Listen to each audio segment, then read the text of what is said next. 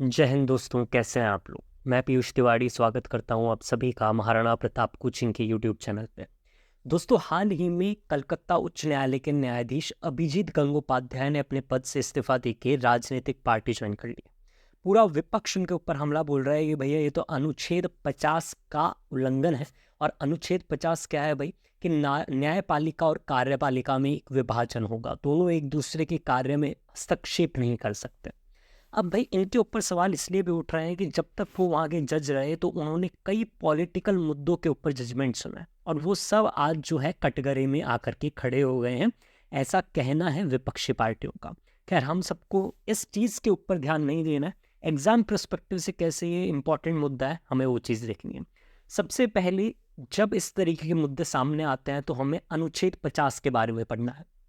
भाई मैंने यहाँ पे साफ साफ लिखा है, अनुच्छेद 50 जो है वो शक्तियों का विभाजन करता है न्यायपालिका और कार्यपालिका के बीच में। यानी कि भैया न्यायपालिका कार्यपालिका के काम में हस्तक्षेप नहीं करेगा।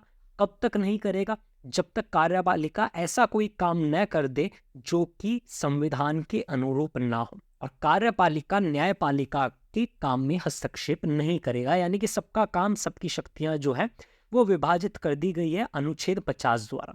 अब हमें ये समझना है कि भाई सरकार के जो होते हैं वो तीन हिस्से होते हैं। पहला होता है सर विधायिका। अगर विधायिका आप बात कर रहे हैं संघ सरकार की तो वहाँ पे संसद हो जाता है। अगर आप राज्य की बात कर रहे हैं तो वहाँ पे विधायिका क्या हो जाएगा, संसद की जगह आप विधानसभा कर दीजिएगा। सरकार का दूसरा हिस्सा होता है कार्यपालिका, जो खुद संसद से निकल करके आती है, और उसके बाद में न्यायपालिका। ठीक है सर, तीन हिस्से हमारे सरकार के होते हैं, संसद, कार्यपालिका और न्यायपालिका। अब हमें यहाँ पे क्या पढ़ना है, क्योंकि जज के इस्तीफे से संबंधित ये मामला है, तो हमें यहाँ पे जज कैसे बनाए जाते हैं, कोलेजियम सिस्टम क्या होता है, उसके बाद में जज जो है वो अपना इस्तीफा कैसे देता है, और अगर जजों को हटाना हो तो उन्हें कैसे हटाया जाता है। दोस्तों देखिए, तीन हमारे केस हो चुके हैं आज तक सुप्रीम कोर्ट में कि जज की नियुक्ति कैसे होगी। हम वो तीन केस यहाँ पे नहीं पढ़ने वाले हैं, क्योंकि वो मैंने क्लास के अंदर अच्छे से थॉरोली बताए थे। पहला जो केस था वो एसपी गुप्ता था, दूसरा supreme court advocate on record association का था, और तीसरा था सर जजों की पुनर्नियुक्ति मामला 1998। हमें ये वाला पढ़ना है। ये जो था थर्ड जजेस केस था, और यहाँ से कोलेजियम की अवधारणा रखी गई।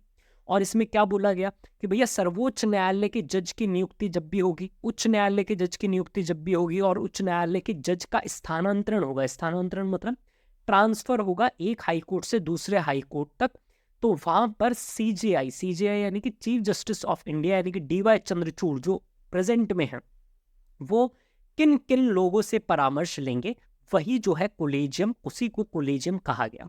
अब हमें ये समझना है कि भाई कोलेजियम के एक तरीके से चार तरीके के ढांचे होते हैं, चार तरीके के हमने संगठन बनाए हैं कोलेजियम के। पहला सर कि अगर हमें सर्वोच्च न्यायालय न्यायाधीश की नियुक्ति करनी है तो वहाँ पे भारत के मुख्य न्यायाधीश यानी कि चीफ जस्टिस ऑफ इंडिया जो है वो सुप्रीम कोर्ट के, सर्वोच्च न्यायालय के ही चार वरिष्ठ न्यायाधीशों से सलाह लेंगे। लेकिन इसमें एक शर्त रखी गई है कि इन चार वरिष्ठ न्यायाधीशों में एक कौन होना चाहिए, एक अगला भारत का मुख्य न्यायाधीश होना चाहिए। अगर मान लो सर कि इन चार वरिष्ठ न्यायाधीश में अगला भारत का मुख्य न्यायाधीश नहीं है, तो फिर क्या सर, तो वहां पे हम दूसरा जो है एक तरीके का कोलेजियम का संगठन पढ़ते हैं, और उसमें क्या होता है सर, भारत के मुख्य न्यायाधीश, चार वरिष्ठ न्यायाधीश, और भारत का जो अगला मुख्य न्यायाधीश होने वाला है उसको शामिल कर लिया जाता है, और इस तरीके से सर्वोच्च न्यायालय के न्यायाधीश की नियुक्ति की जाती है। अब सर आप मुझे पूछोगे कि भैया भारत के मुख्य न्यायाधीश जो होते हैं उनकी नियुक्ति कैसे होती है, तो भैया जो भी सबसे वरिष्ठ सदस्य या जो भी सबसे वरिष्ठ जज होगा, न्यायाधीश होगा सुप्रीम कोर्ट का, उसको हमेशा भारत का मुख्य न्यायाधीश बनाया जाता है। अनुच्छेद 124 में ये बात लिखी हुई है। अब सर दूसरा जो कोलिजियम का ढांचा है वो क्या है सर, उच्च न्यायालय न्यायाधीश की स्थापना के लिए बनाया गया है। ये कैसे बनता है सर, भारत के मुख्य न्यायाधीश, सुप्रीम कोर्ट यानी कि सर्वोच्च न्यायालय के दो सबसे वरिष्ठ जज, और उसके अलावा उच्च न्यायालय के मुख्य न्यायाधीश। इतनी बात समझ में आ गई सर। और कौन से उच्च न्यायालय के मुख्य न्यायाधीश, जिस उच्च न्यायालय के अंदर न्यायाधीश की नियुक्ति होने वाली है। सर फोर्थ चीज जो थी वो ये है कि भाई हाई कोर्ट के न्यायाधीश यानी कि उच्च न्यायालय के न्यायाधीश का स्थानांतरण कैसे होगा, यानी कि ट्रांसफर कैसे होगा। स्थानांतरण मतलब होता है सर ट्रांसफर। तो वहां पे कौन कौन होता है सर, भारत के मुख्य न्यायाधीश होंगे, वो सुप्रीम कोर्ट यानी कि सर्वोच्च न्यायालय के ही 4 वरिष्ठ जजों के साथ में, न्यायाधीश के साथ में सलाह करेंगे और उसके बाद में 2 मुख्य न्यायाधीश से सलाह होगी। और वो 2 मुख्य न्यायाधीश कौन है? जिस जगह से ट्रांसफर किया जाएगा, जिस जगह से उस न्यायाधीश को भेजा जाएगा, जिस हाई कोर्ट से, उस हाई कोर्ट के मुख्य न्यायाधीश, और साथ में जहां पर भेजा जाएगा उस हाई कोर्ट के मुख्य न्यायाधीश, यानी कि भेजने वाले हाई कोर्ट का मुख्य न्यायाधीश जो है वो सलाह देगा। और जो प्राप्त कर रहा है, ट्रांसफर होके जब न्यायाधीश एक न्यायालय से दूसरे न्यायालय जा रहा है, तो उस दूसरे न्यायालय के भी मुख्य न्यायाधीश से जो है सलाह और परामर्श लिया जाएगा। अब मैं एक चीज आपको ये बता देता हूँ भाई, यहाँ पे पीडीएफ में नहीं लिखी हुई है। कोलिजियम के अंदर हमेशा फैसले जो होते हैं वो सहमति से लिए जाते हैं, वोटिंग से नहीं लिए जाते। मान लो सर कि अगर हमें सुप्रीम कोर्ट के सर्वोच्च न्यायालय के न्यायाधीश की नियुक्ति करनी है, उसमें 4 वरिष्ठ न्यायाधीशों से भारत के मुख्य न्यायाधीश ने सलाह दी, और 4 वरिष्ठ न्यायाधीश जो हैं उन्होंने विपरीत सलाह दे दी, भारत के मुख्य न्यायाधीश की सलाह से विपरीत। जैसे कि मैंने कहा कि भैया ए आदमी को जज बनाना चाहिए, मैं भारत का मुख्य न्यायाधीश हूं, और जो बाकी के 4 वरिष्ठ जज हैं वो कहते हैं कि भैया ए आदमी को जज नहीं बनाना है, तो मैं ऐसी कोई भी सलाह जो है प्रेसिडेंट के पास नहीं भेज सकता हूं, यहां पे सहमति से ली जाएगी। दूसरा, एक और उदाहरण आप समझ लो, अगर मैं ये कहूं कि भैया भारत के मुख्य न्यायाधीश और इन 4 वरिष्ठ जजों में से 3 जज जो हैं, अगर वो ये बोले कि भैया ए आदमी को, ए नाम के आदमी को जज बनाना है, और चौथा जो वरिष्ठतम जज है वो बोले कि नहीं, हम तो बी वाले आदमी को जो है जज बनाएंगे, तो भी जो है सलाह नहीं दी जाएगी। कहने का मतलब ये है कि सहमति बनानी पड़ेगी, ठीक है, वोटिंग के आधार पे कोई भी काम नहीं होगा। इतनी बात आपको समझ में आ गई है। फिर हम आगे चलते हैं भाई। अब जैसे हमारे अभिजीत गंगोपाध्याय ने इस्तीफा दिया, तो पूछा जा सकता है कि सर्वोच्च न्यायालय या उच्च न्यायालय के न्यायाधीश जो होते हैं वो अपना इस्तीफा किसको सौंपते हैं? तो भैया वो भारत के जो राष्ट्रपति है उसको अपना इस्तीफा सौंपते हैं। अब यहीं पे हमें एक और चीज समझनी है कि सर्वोच्च न्यायालय के न्यायाधीश को शपथ कौन दिलाता है? तो भैया उनको राष्ट्रपति शपथ दिलाते हैं। लेकिन उच्च न्यायालय के न्यायाधीश को शपथ कौन दिलाता है? भैया गवर्नर, यानी कि उस राज्य का राज्यपाल शपथ दिलाएगा। ये बात मैंने यहाँ लिखी नहीं है, ठीक है भाई। अब हम समझते हैं कि भैया अगर हमें उच्च न्यायालय के न्यायाधीश को हटाना है पद से, तो उसके लिए क्या प्रक्रिया है? उसकी प्रक्रिया जो है सर, हमारे अनुच्छेद 215 के अंदर संविधान में क्या लिखा हुआ है कि सर्वोच्च न्यायालय जो है कि न्यायाधीश को जो हटाने की प्रक्रिया होती है, जो कि अनुच्छेद 124 खंड 4 में दी गई है। वापस समझना, अनुच्छेद 217 में ये कहा गया है सर कि अनुच्छेद 124 खंड 4 में सर्वोच्च न्यायालय के न्यायाधीश को हटाने की जो प्रक्रिया है, उसी प्रक्रिया के तहत राष्ट्रपति जो है उच्च न्यायालय के न्यायाधीश को पद से हटाएगा। पहली चीज तो ये समझ में आ गई सर। दूसरी चीज सर, किस आधार पे हटा सकते हैं? तो भैया दुर्व्यवहार या असक्षमता, ठीक है।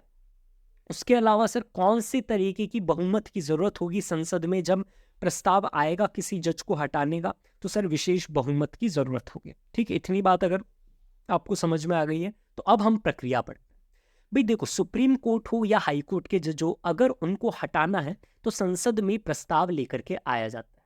अब सवाल ये उठता है संसद के कौन से सदन में प्रस्ताव लेकर के आया जाएगा? तो भाई आपकी मर्जी है, आप चाहे तो लोकसभा में प्रस्ताव लेकर के आ सकते हो, आप चाहे तो राज्यसभा में प्रस्ताव लेकर के आ सकते हो। लेकिन अगर आप लोकसभा में प्रस्ताव लेकर के आ रहे हो तो उस प्रस्ताव को जो समर्थन होना चाहिए वो 100 सदस्यों का होना चाहिए, और राज्यसभा में अगर आप वो प्रस्ताव लेकर के आ रहे हो तो कम से कम 50 सदस्य वो प्रस्ताव लेकर के आए, यानी कि उस प्रस्ताव को, यानी कि न्यायाधीश को हटाने के प्रस्ताव को राज्यसभा में अगर पेश करना है तो उसके साथ 50 सदस्यों का समर्थन होना चाहिए। अब सर वो प्रस्ताव लेकर के जाएंगे लोकसभा और राज्यसभा में, तो वो किसको दिया जाएगा प्रस्ताव? तो सिंपल सी बात है भैया, जो पीठासीन अधिकारी है उनको दिया जाएगा। अगर लोकसभा में जा रहा है तो उदाहरण के तौर पे ओम बिरला जो है उनके पास लेकर के जाया जाएगा प्रस्ताव। अगर राज्यसभा में प्रस्ताव लेकर के जा रहे हैं तो जगदीप धनखड़ के पास लेके जाया जाएगा, क्योंकि वो राज्यसभा के सदस्य हैं। अब यहाँ पे एक समझने वाली बात जो है वो क्या है सर, ये ओम बिरला की मर्जी है, यानी कि ये पीठासीन अधिकारी की मर्जी है कि वो इस प्रस्ताव को स्वीकार करे और ना करे। अगर वो चाहे तो इसको ठुकरा भी सकता है प्रस्ताव को, और अगर वो चाहे तो इसको जो है स्वीकार भी कर सकता है। इतनी बात मुझे लगता है आपको समझ में आ गई होगी। ये वाली बात मैंने यहाँ पे पीडीएफ में नहीं लिखी है, ठीक है। अब भैया मान लीजिए प्रस्ताव को स्वीकार कर लिया है, तो फिर क्या होगा सर? तो एक 3 सदस्यीय न्यायिक समिति बनाएंगे। कौन बनाएंगे सर? जो पीठासीन अधिकारी होगा वो। ठीक है सर। और उस 3 सदस्यीय न्यायिक समिति का अध्यक्ष कौन होगा, यानी कि चेयरमैन कौन होगा? तो भैया सर्वोच्च न्यायालय का एक न्यायाधीश जो होगा, जो कि अभी प्रेजेंट में काम कर रहा है, वर्तमान में काम कर रहा है, वो चेयरमैन होगा। उसके अलावा दूसरा सदस्य जो है वो हाई कोर्ट के एक न्यायाधीश होंगे, किसी भी हाई कोर्ट के। और तीसरा जो है वो प्रख्यात कानूनी विशेषज्ञ होगा। अब प्रख्यात कानूनी विशेषज्ञ जैसे कि सर एजी को हम जोड़ सकते हैं, अटॉर्नी जनरल जो हो सकता है, या फिर जैसे कि कई हमारे यहाँ पे बड़े बड़े वकील है, जैसे कि अभिषेक मनु सिंघवी हो गए, ठीक है, कपिल सिब्बल हो गए, राम जेठमलानी हो गए, या कोई बहुत बड़ा यूनिवर्सिटी का प्रोफेसर हो, जैसे कि नेशनल लॉ यूनिवर्सिटी का कोई वाइस चांसलर हो गया, जो कि जिसको कानूनी विषय के अंदर महारत हासिल है, हम उसको तीसरा सदस्य बना करके भेजते हैं। और फिर ये लोग अपनी एक रिपोर्ट तैयार करते हैं और पीठासीन अधिकारी को सौंपते हैं, और उसके बाद में जो होता है वोटिंग कराई जाती है, मत कराया जाता है। और अगर वो रिपोर्ट पास हो जाती है, अगर वो वोटिंग के अंदर विशेष बहुमत से वोटिंग जो है रिपोर्ट पास हो जाती है, तो लोकसभा से या राज्यसभा से जो है रिपोर्ट पास करके, यानी कि प्रस्ताव पास करके कहाँ भेज दिया जाएगा सर? अगले सदन में भेज दिया जाएगा। और उस सदन में भी क्या होगा सर? उस प्रस्ताव पे चर्चा होगी, और फिर एक और बार विशेष बहुमत से उस सदन को पास करना पड़ेगा, और फिर प्रस्ताव जो है वो राष्ट्रपति के पास भेज दिया जाता है, और राष्ट्रपति फिर स्वतंत्र होता है हमारे मुख्य न्यायाधीश को हटाने से। इतनी बात आपको समझ में आ गई होगी, यही पूरी प्रक्रिया है। ठीक है, तो चाहे सुप्रीम कोर्ट के न्यायाधीश को हटाना है, चाहे हाई कोर्ट के न्यायाधीश को हटाना है, प्रक्रिया एज इट इज है, सेम टू सेम है। ठीक है, बस क्या फर्क है? सर्वोच्च न्यायालय के न्यायाधीश को अगर हटाना है तो ये बात अनुच्छेद 124 खंड 4 में लिखी गई है, और अगर हाई कोर्ट के यानी कि उच्च न्यायालय के न्यायाधीश को हटाना है तो वो अनुच्छेद 217 में कहा गया है कि भैया सर्वोच्च न्यायालय के न्यायाधीश को हटाने की जो प्रक्रिया 124 अनुच्छेद में दी गई है, उसी प्रक्रिया से उच्च न्यायालय के न्यायाधीश को हटाया जाएगा। अब जिस तरीके से भैया इस पूरे मुद्दे के ऊपर रोष हो रहा है, ठीक है, इस पूरे मुद्दे के ऊपर जिस तरीके से विरोध हो रहा है, तो क्या ये मुद्दा पहली बार ऐसा हुआ है कि कहीं के जज ने या किसी न्यायालय के जज ने इस्तीफा देकर के एक्टिव पॉलिटिक्स में वो आ गए हैं? नहीं भाई, हमारे 1967 में के सुब्बा राव नाम के एक मुख्य न्यायाधीश हो रहे होते थे भारत के, यानी कि सुप्रीम कोर्ट के। उन्होंने इस्तीफा देकर के राष्ट्रपति चुनाव के पद के लिए जो है राष्ट्रपति चुनाव में वे खड़े हुए थे, और सेवानिवृत्त होने से 3 महीने पहले वो खड़े हो गए थे। तो पहली बार ऐसा नहीं हुआ है। लेकिन मैं आपको एक चीज बताना चाहता हूँ, एक एडिशनल इन्फॉर्मेशन, कि हमारे जो लॉ कमीशन की रिपोर्ट थी, उन्होंने ये कहा था कि भैया संसद को कानून बनाना चाहिए कि न्यायपालिका से आने वाले न्यायाधीश सेवानिवृत्ति के बाद और अपना इस्तीफा देकर के किसी और चीज में, पॉलिटिक्स में या फिर सरकार के किसी पद पे जाकर के ना बैठ जाए। ऐसा क्यों कहा गया सर? क्योंकि इससे न्यायपालिका के ऊपर सवाल उठते हैं, न्यायपालिका कमजोर होती है।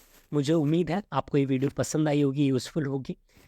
बहुत बहुत धन्यवाद। जय हिंद, जय भारत।